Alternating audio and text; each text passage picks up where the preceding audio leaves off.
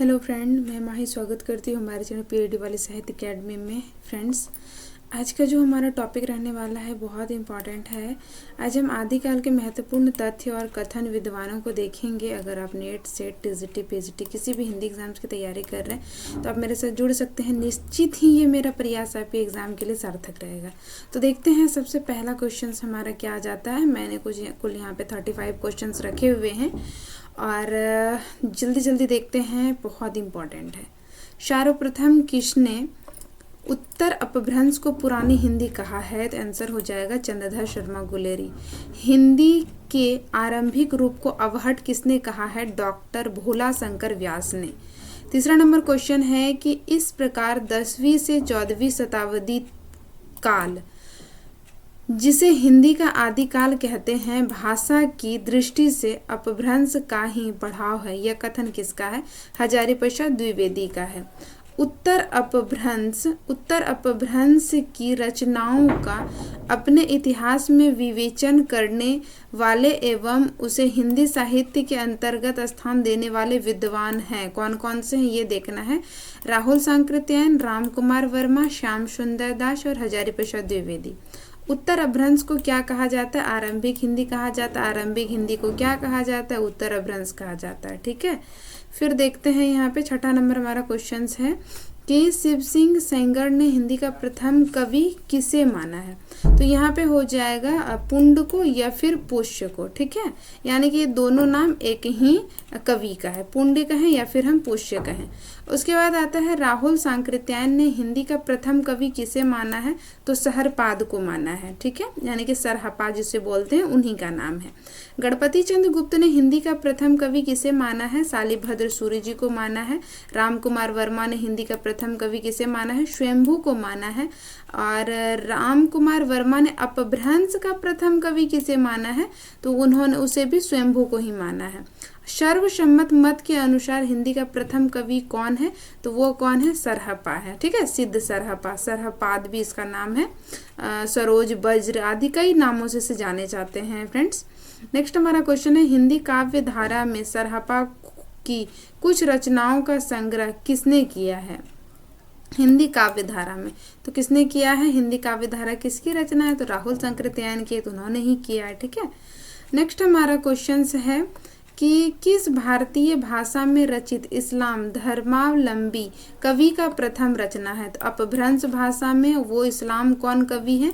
अब्दुल रहमान है। संदेश रासक रचना है और 13वीं शती इसका समय आ जाता है। ठीक है, हजारीप्रसाद द्विवेदी ने हिंदी का प्रथम कवि माना है किसे? अब्दुल रहमान को।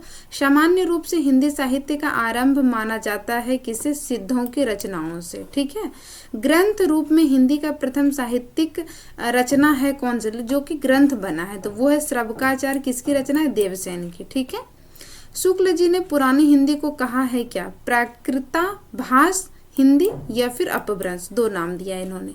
हिंदी साहित्य के आदिकाल का समय महाराज भोज के समय से हम्मीर देव के समय तक किसने माना है? तो ये आप लोगों को पता है, ये आचार्य रामचंद्र शुक्ल ने माना है। अपने हिंदी साहित्य के इतिहास में भी या उनका आपको ये मिल जाएगा। ठीक है, आचार्य रामचंद्र शुक्ल ने हिंदी साहित्य का अविर्भाव किससे माना है?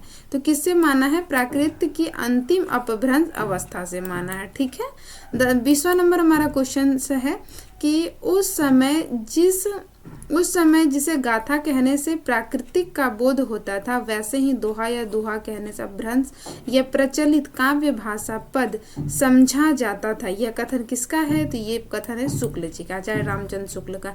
किस इतिहासकार ने अपने इतिहास में अपभ्रंश साहित्य को हिंदी साहित्य से अलग मानकर उसे पूर्व पीठिका के रूप में प्रस्तुत किया है? तो किसने किया है? आचार्य रामचंद्र शुक्ल ने किया है। नेक्स्ट हमारा क्वेश्चन है 22 कि आचार्य रामचंद्र शुक्ल ने हिंदी साहित्य लेखन में किन किन विद्वानों से सामग्री ली है? यानी कि उन्होंने जो वहाँ पे हिंदी साहित्य का इतिहास लिखा है तो कौन कौन से पुस्तक से मदद ली है इन्होंने? तो मिश्र बंधु विनोद से लिया है, जो कि मिश्र बंधु की रचना है। हिंदी गोविंद रत्नमाला से लिया है, जो कि श्याम सुंदर दास की रचना है। कविता कौमुदी से लिया है, जो कि राम नरेश त्रिपाठी का है। ब्रज माधुरी सार से लिया है, जो कि वियोगी हरि का। ये काफ़ी इंपॉर्टेंट है फ्रेंड्स, अगर जो क्वेश्चन आपको नहीं आए उसे रफली नोट डाउन तुरंत कर लें, ठीक है। 23 नंबर देखेंगे, आचार्य रामचंद्र शुक्ल ने अपने इतिहास ग्रंथ में सिद्धों, जैनों एवं नाथों की रचनाओं को किसके अंतर्गत रखा है? तो अपभ्रंश काव्य के अंतर्गत रखा है। आचार्य रामचंद्र शुक्ल के अनुसार अपभ्रंश का नाम पहले कहाँ मिलता है ये बताना है। तो बल्लवी के राजा धारसेन द्वितीय के शिलालेख में मिलता है, ठीक है। नेक्स्ट हमारा क्वेश्चन देखेंगे 25 नंबर, प्राकृत प्रकाश ग्रंथ है किसका? वररुचि का है। भरत मुनि ने लोक भाषा को अपभ्रंश नाम न देकर क्या कहा है? भरत मुनि ने देश भाषा कहा है, ठीक है। उसके बाद 84 नेक्स्ट क्वेश्चन है हमारा, 84 सिद्धों में सबसे ऊंचा स्थान किसका है? तो लुइपा का है। 28 नंबर है, नाथ पंथियों का हठ योग साधना का विकास किसकी प्रतिक्रिया में हुआ? सिद्धों की वाम मार्गीय भोग प्रधानता योग साधना की प्रतिक्रिया में, ठीक है। 29 नंबर क्वेश्चन है हमारा, गोरखनाथ का समय पृथ्वी राज के आसपास माने जाते हैं, ये किसने कहा? कौन मानता है इस चीज को? शुक्ल जी मानते हैं। गोरखनाथ को हिंदी का प्रथम गद्य लेखक किसने माना है? मिश्र बंधुओं ने माना है।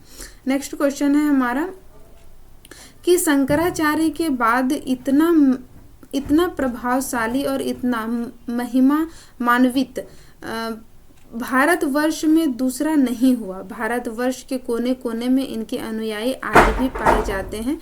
भक्ति आंदोलन के पूर्व सबसे शक्तिशाली धार्मिक आंदोलन गोरखनाथ का भक्ति मार्ग ही था। गोरखनाथ अपने युग के सबसे बड़े नेता थे। ये कथन किसका है? ये हजारी प्रसाद द्विवेदी का कथन है। ये काफी इम्पोर्टेंट है, इसको देख लीजिएगा, ठीक है। हिंदी साहित्य का इनका जो एक है ना आदिकाल, उन्हीं में कहा है इन्होंने। देवसेनकृत श्रवकाचार की रचना किस छंद में हुई? दोहा छंद में हुई है। सिद्ध हेमचंद शब्दानुशासन के रचयिता हैं कौन? सिद्ध हेमचंद। अपने व्याकरण ग्रंथों में किसने उदाहरणों के लिए भट्टी के समान एक द्वाश्रय काव्य की भी रचना की, जिसके अंतर्गत कुमारपाल चरित नामक एक प्राकृत काव्य भी है। तो ये किसने कहा, किसके लिए कहा गया? ये हेमचंद के लिए। प्राकृत का पाणिनि किसे कहा जाता है? हेमचंद को। हेमचंद को जैन आचार्य है ना, इसीलिए जैन आचार्य हेमचंद इसे कह सकते हैं, ठीक है। उम्मीद है फ्रेंड्स आप लोग को ये वीडियो आपके एग्जाम के लिए यूजफुल रहेंगे। तो ये हमारा आदिकाल के मैंने कुछ इंपॉर्टेंट लिया है। अगले नेक्स्ट वीडियो में मैं 50 क्वेश्चंस लेने की कोशिश करूंगी भक्ति काल से। ये फिर इसमें से भी मैं देखूंगी जो मुझे और ज़्यादा इंपॉर्टेंट लगे उसे मैं साथ में ही रख लूँगी। और भक्ति काल के देखेंगे कुछ इंपॉर्टेंट क्वेश्चंस, कुछ कथन्स नेक्स्ट वीडियो में। तो वीडियो के साथ बने रहने के लिए फ्रेंड्स बहुत बहुत धन्यवाद।